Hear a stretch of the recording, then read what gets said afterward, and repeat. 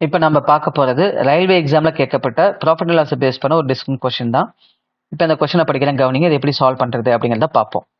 ஒரு கடைக்காரர் தனது வாடிக்கையாளர்களுக்கு ஒரு பொருளின் குறித்த விலையில் 10% தள்ளுபடியை வழங்குகிறார். இருப்பினும் அவர் 26% லாபத்தை பெறுகிறார். குறித்த விலை ரூ. 560 இருந்தால் அடக்க விலையை கணக்கிடவும். அதாவது என்ன சொல்றாங்கன்னா, ஒரு ஷாப்கீப்பர் அவரோட கஸ்டமருக்கு 10% டிஸ்கவுண்ட் கொடுக்குறாரு. எதுல இருந்து அப்படின்னா மார்க்கெட் பிரைஸ்ல இருந்து. சரியா? இருந்தாலும் அவருக்கு 26% லாபம் கிடைக்குது. இப்ப அதனுடைய மார்க்கெட் பிரைஸ் வந்துட்டு 560னா அதனுடைய காஸ்ட் பிரைஸ் என்னன்னு கேட்குறாங்க. நாம ப்ராஃபிட் கண்டுபிடிக்கிற மாதிரி இருந்தாலும் சரி, லாஸ் கண்டுபிடிக்கிற மாதிரி இருந்தாலும் சரி, சரியா? அதாவது லாபம் அல்லது நட்டம் எது கண்டுபிடிச்சாலும் சரி, நம்ம எதை வச்சு கண்டுபிடிக்கணும்னா அதனுடைய காஸ்ட் பிரைஸை 100 வச்சு தான் கண்டுபிடிக்கணும். சரியா?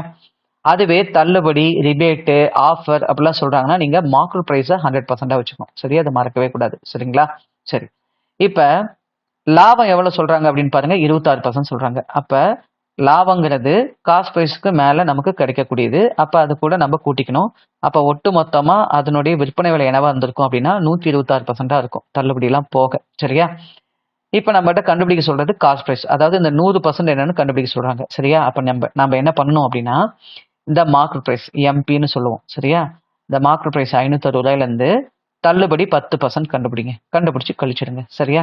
அப்ப 560க்கு 10% என்ன வரும் அப்படின்னா, ஒரு இலக்கம் தள்ளி புள்ளி வச்சுங்கன்னா 56 ரூபா வரும்.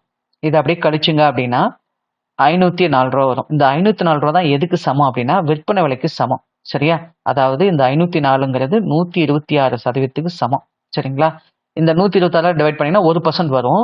இப்போ நமக்கு தேவை காஸ்ட் பிரைஸ். காஸ்ட் பிரைஸ் எப்பயும் நம்ம என்னென்னு வச்சுப்போம் அப்படின்னா 100% வச்சுப்போம். அப்போ இன்ட்டு 100 போட்டிங்கன்னு வச்சுக்கோங்களேன், நமக்கு ஆன்சர் வந்துடும். இந்த 504 120ஆல டிவைட் பண்ணீங்கன்னா 4ங்களா? அப்போ 4 × 100 எவ்வளோ வரும் அப்படின்னா 400. சரியா? அப்போ இந்த கொஸ்டினுக்கான சரியான ஆன்சர் என்ன அப்படின்னா 400. சரிங்களா? இப்போ நான் உங்களுக்கு சொல்லிக் கொடுத்தது ரொம்ப யூஸ்ஃபுல்லாக இருந்துச்சு அப்படின்னா மறக்காமல் இந்த வீடியோக்கு லைக் பண்ணுங்க. அதே மாதிரி உங்கள் ஃப்ரெண்ட்ஸும் இந்த மாதிரி எக்ஸாம் ப்ரிப்பேர் பண்ணிட்டு இருக்காங்க அப்படின்னா அவங்களுக்கும் இந்த வீடியோ ஷேர் பண்ணுங்க. அவங்களுக்கும் டெஃபினட்டாக யூஸ்ஃபுல்லாக இருக்கும். இப்போ தான் நீங்கள் ஃபர்ஸ்ட் டைமாக நம்மளோட அருண் அகாடமி சேனலை விசிட் பண்ணுறீங்கன்னா மறக்காமல் நம்ம சேனலை சப்ஸ்கிரைப் பண்ணுங்க. கூடவே அந்த பெல் சிம்பிளையும் ப்ரெஸ் பண்ணிக்கோங்க. அப்போ தான் நான் ரெகுலராக அப்டேட் பண்ணுற ஒவ்வொரு வீடியோ உங்களுக்கு நோட்டிஃபிகேஷனாக வரும். நீங்களும் தவறாமல் பார்க்க முடியும். நெக்ஸ்ட் வீடியோவில் இதே மாதிரி ஒரு கொஸ்டினில் உங்களை மீட் பண்ணுறேன். தேங்க்யூ.